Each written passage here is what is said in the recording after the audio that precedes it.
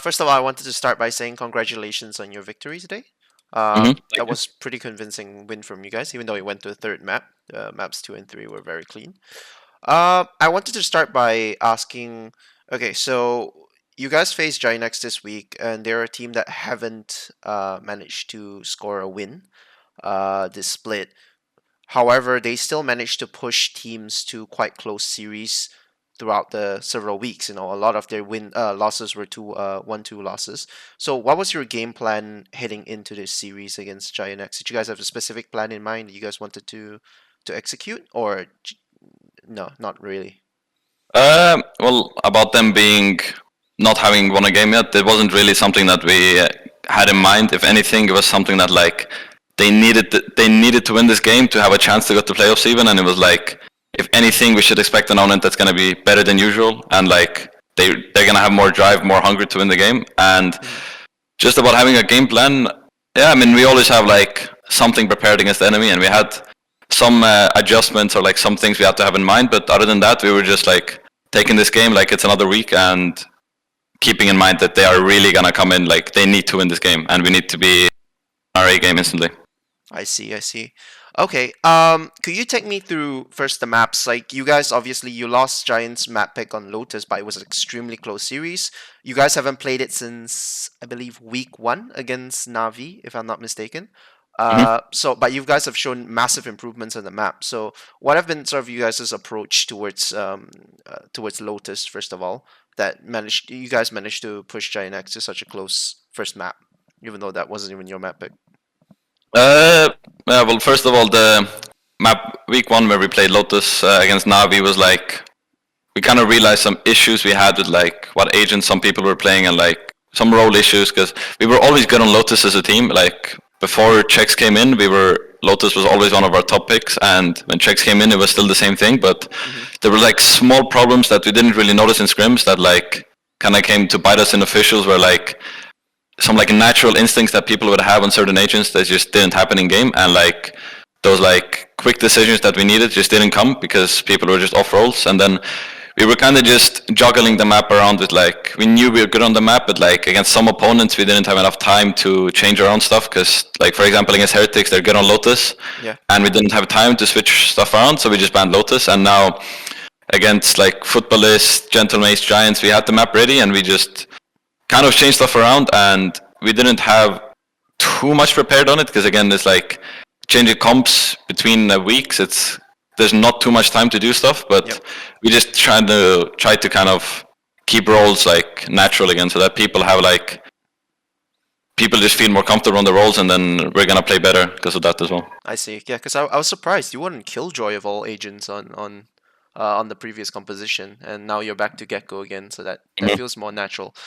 Okay, so heading to Breeze, you guys looked extremely comfortable on Breeze. Of course, Safe was killing a lot of people, but you guys looked extremely comfortable as a team on Breeze. Is this a map that you guys play well, or is this just a uh, it's just sort of a happy accident, I guess, that it worked out as well as it did on Uh, paper? I, I would say Breeze is a map for us that's kind of like always like we're gonna go into it, and like if everything kind of clicks, like everything that we see that's gonna happen, it's like I feel like there's almost no way anyone can stop us. Like in scrims, Breeze is always like for us. Sometimes it's like yeah, it's a good map, but it's not our best. Or like yeah, we're good on it, but there's still these issues. But when we go into officials, I feel like Breeze is like the one map where it's like different in officials, where like it's just like the stuff you do is like it can either be really convincing or like it's just not going to be convincing at all. And starting attack, we lost pistol round, I remember, and then after that we just started taking like control. Like we just started taking all the space we wanted. We started disrespecting like stuff that enemy were doing and like playing around as well. Like we were doing some fakes that were like really well executed by us, and I feel like Breeze is just a map where we're always been good on it, and it's like something that we're even better on in official, I would say. I see. I see. Yeah. Okay, you guys will be playing against Koi next week, and again, Koi is another team that are trying to make playoffs. I believe this is their last chance to make playoffs. So much like GIANTX, you kind of have a bit of like nothing to lose, swinging in. Um, Mhm. how's the confidence level like hitting up against them? What are your thoughts, your initial thoughts on this team?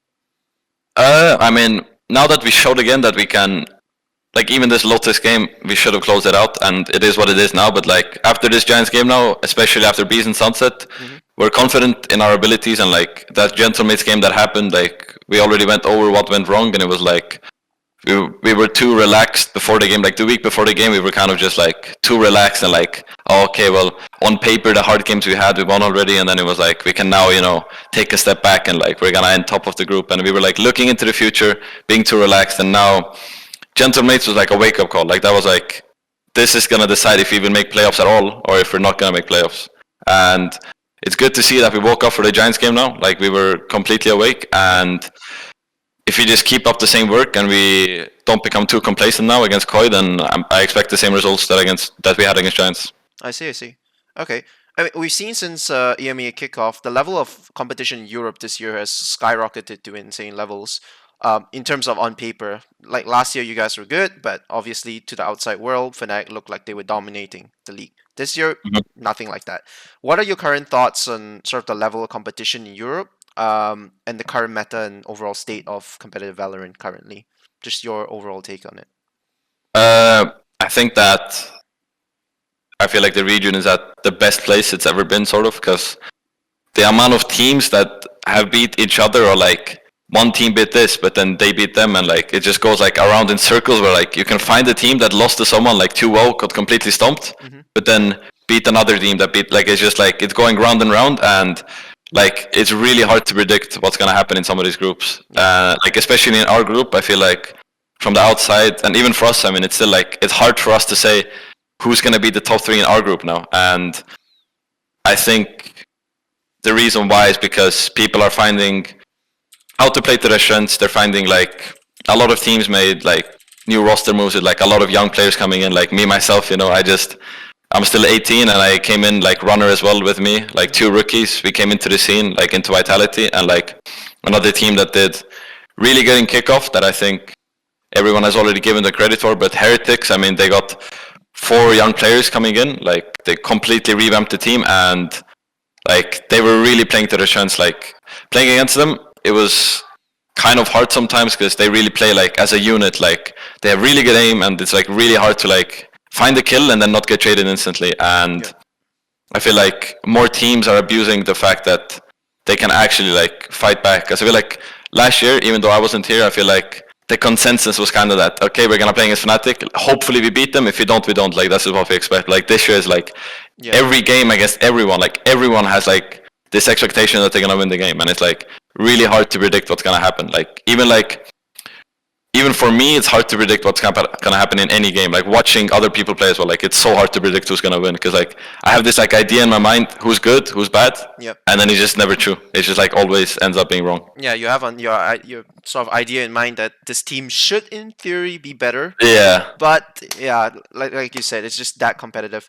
Okay, final question. I want to ask, as you sort of touched on earlier, you came into this team from Tier 2 from Challengers. Could you speak a little bit on sort of that transition from, I believe it was the Polaris League, and then transitioning now into VCT EMEA from, what team do you, Latarius? Is that how you pronounce it? Yes, yeah. So... Yeah, how was that transition like?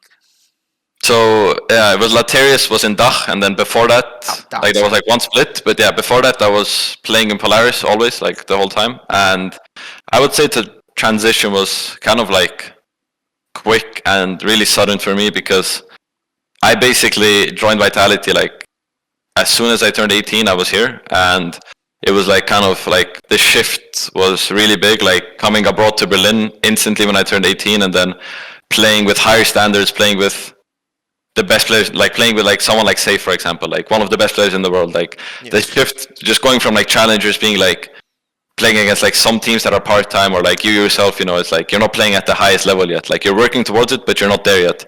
And then just suddenly just being here, and like everything changes. Like you're putting in more work, you're working on yourself more. Like everything is just like goes up a level. And I'd say the transition for me was like, in the beginning it was pretty hard, or like challenging, not hard but challenging, like hard to catch up, and like there was a lot of work to do. But the place we are now as a team, and me myself as an individual, I feel like I've kind of found out stuff about myself, like what are my strengths, what are my weaknesses, what do I still have to work on, what do I do good, and I'd say that I feel like I've done a good job transitioning into tier 1 in my first year so far. Did you think you were good enough to to come straight into EMEA and you would just start waiting for 18, or was the opportunity from Vitality a bit unexpected as well as you became a free agent after Dark League? I would say that I was expecting to get a few trials, like possibly getting a few trials, but like I didn't really have this set image in my head that okay, I need to win it. Like I need to do good in these trials, and I'm gonna be in VCT. Like it wasn't really this like set idea in my head that I'm gonna be in VCT. Like I was going to be fine with the fact that if I don't make it yet, it's fine. I'm still 18. Yep. But the fact that it happened, it was just kind of like, I guess in a sense, like it just kind of like made me realize that like, holy fuck, I'm good enough for this. Like I can do all of these things that everyone else does. Like everyone else is getting into VCT, and I can do it just as well. Like I can do just as good, if not better. And yeah, it was like kind of unexpected, but once it happened, I kind of realized why, and it gave me like a big confidence boost, I would say. I see. Okay, thank you very much for your time, Cakes, and hopefully I get to talk to you again. Best of luck Yeah. in your game next week. Thank you Thank so you. much. Thank you so Thank much. you.